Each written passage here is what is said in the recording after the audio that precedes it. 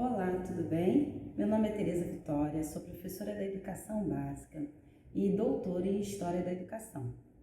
E hoje nós vamos falar um pouquinho sobre a formação do universo feminino no mundo do trabalho no governo de Getúlio Vargas. Vamos começar? Durante o governo de Vargas, a gente percebe um significativo avanço na formação de mulheres e homens trabalhadoras no Brasil. Ele implementa diversas políticas sociais e trabalhistas que impactaram principalmente na vida das mulheres, promovendo assim a sua inserção no mundo do trabalho.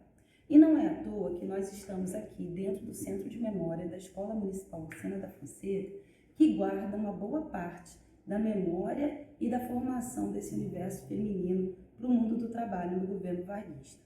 Inicialmente, o Instituto Profissional Feminino Orsena da Fonseca tem como base, o trabalho feminino voltado para o atendimento das demandas sociais.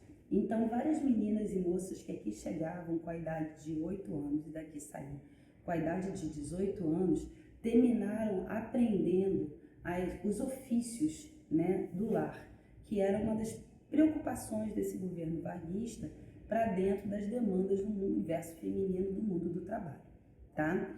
Nesse momento também, período varguista, a gente tem um aumento muito grande da presença feminina nas atividades antes consideradas masculinas, tá? Refletindo assim uma mudança na percepção, como por exemplo, na própria formação do mundo do trabalho dentro da docência. Ou seja, esse Instituto Profissional Feminino abarcava um universo de trabalhadoras que antes estava sob o domínio masculino e que agora passa a estar também na mão do universo feminino. A gente tem as mulheres passando a ocupar cargos públicos em áreas da educação, da saúde, da assistência social. Então, quando a gente faz o levantamento das meninas e mulheres que aqui ou moravam estudando ou trabalhavam, a gente percebe essa preocupação, tanto na formação da mão de obra dessas meninas, como bordadeiras, datilógrafas, costureiras, chapeleiras, quanto na própria formação das professoras que aqui atuavam e também das enfermeiras e odontólogas que aqui trabalhavam, atuando na saúde dessas meninas também e na educação, tá? Além disso, com a criação das leis trabalhistas e com a consolidação delas em 1943, as mulheres terminaram também sendo muito beneficiadas e os seus direitos melhoraram. Mas é importante a gente perceber que esses avanços, muitas das vezes, tiveram barreiras que essas mulheres enfrentaram.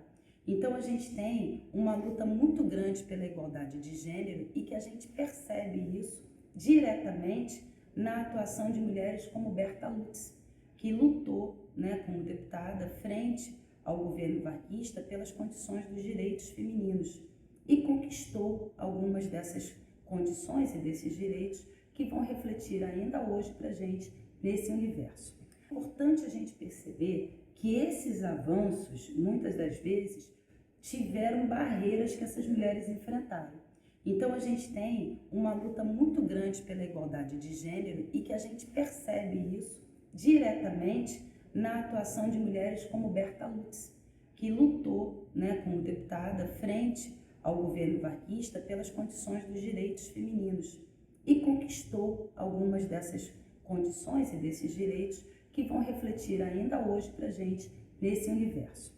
É importante a gente notar que, apesar dos avanços que a gente tem, essas mulheres ainda enfrentaram várias barreiras, preconceitos diante de uma sociedade patriarcal e uma sociedade extremamente autoritária.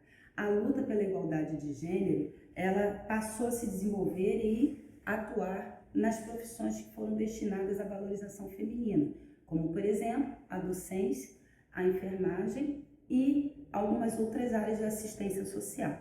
Como eu falei para vocês anteriormente, a figura da Berta Lutz, uma mulher extremamente importante para a sua época e à frente do momento também, vai influenciar nessa conquista desses direitos e dessas lutas femininas.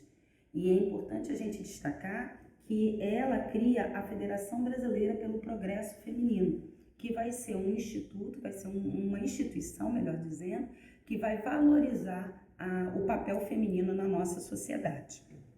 Diante disso, devemos pensar qual o papel destinado à mulher nesse momento, né? Se ao homem cabia a esfera pública, à mulher cabia o trabalho do lar, da casa. E é por isso que nós estamos aqui, dentro do Instituto Profissional Feminino, para vocês poderem entender o quanto uma escola de formação voltava o seu universo para esse mundo do trabalho doméstico, né? Então as meninas de chapeleiras, bordadeiras, elas terminavam auxiliando na sua renda familiar. Elas moravam aqui na escola, dos 8 aos 18 anos, se formavam e saíam daqui direto para o mercado de trabalho. A gente também pode perceber e identificar, né, que nesse Estado Novo, vários momentos a gente percebe a falta de regras sociais, que vai, de uma certa maneira, escrevendo e fazendo parte da construção da história das mulheres no Brasil, tá? Bem, a Constituição de 1934 vai estabelecer alguns princípios importantes para a atuação feminina no campo do trabalho. A gente tem, então, a ordem pública social, tá? Que deixa claro que a legislação brasileira do trabalho deveria garantir a proibição da diferença salarial, então não deveria existir a diferença salarial de homens e mulheres. Além disso, a gente precisava entender a condição feminina, que era a condição da maternagem, a necessidade da mulher ser entendida e percebida, além de mulher, mãe também, tá? Essa Constituição, então, passou aparentemente a fazer parte de um momento social de conquista feminina, principalmente por causa do Decreto do Trabalho das Mulheres, que já defendia a licença de maternidade nesse momento. Além disso, esse decreto traz à tona a proteção do trabalho das mulheres em 1943 e vai equiparar, como eu já disse anteriormente, a condição salarial e ainda vai mostrar a necessidade das condições físicas de trabalho dessas mulheres. Essa Constituição, tá, de uma certa maneira, ela vai promover para a gente uma reflexão do papel de cidadania desse corpo feminino que atua no mercado de trabalho aqui no Brasil. Essas mudanças na concepção e de uma aparente igualdade em alguns direitos, havia uma legislação que orientava, né, tinha uma orientação do governo varguista, num papel muito conservador diante, né, da questão da mulher. Os homens, o espaço de fora, as mulheres, o de dentro da casa. E é claro que estamos falando de mulheres que pertencem a pelo menos uma classe média. No caso aqui das nossas meninas, tá? Elas eram meninas pobres, órfãos, que eram selecionadas pelo Estado e dirigidas aqui para a escola. Muitas delas traziam, né, como documentação importante uma declaração tanto da família quanto uma declaração feita pelo chefe de polícia, falando sobre a questão da pobreza e da necessidade dessas meninas terem um espaço para se transformarem em trabalhadoras, tá? E o fato disso se justificava pelas necessidades que essas meninas tinham de se formarem para atuar no mercado de trabalho aqui na cidade do Rio de Janeiro.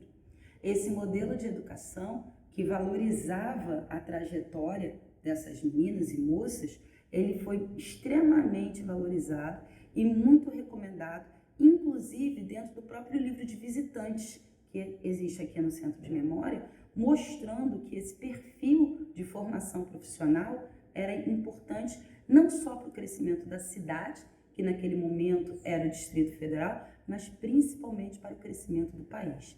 A ideia de uma moralização e de um ordenamento social se fazia muito presente. Mas todas essas conquistas, elas foram implementadas e ocorreram a partir de muitas lutas que essas mulheres fizeram e tiveram ao longo das suas trajetórias, tanto da trajetória profissional quanto da sua trajetória política, como, por exemplo, a Berta Lutz e tantas outras, tá? Isso tudo é uma característica que marca a trajetória dessas mulheres lá da década de 30 e que serve de alerta para as mulheres agora no século XXI, que muitas das nossas conquistas, muitos dos espaços sociais que hoje nós ocupamos se encontram destinados e estão relacionados às lutas dessas meninas e moças que compuseram a sociedade carioca na década de 30 e 40. Eu espero contar com vocês para um próximo encontro e muito obrigada.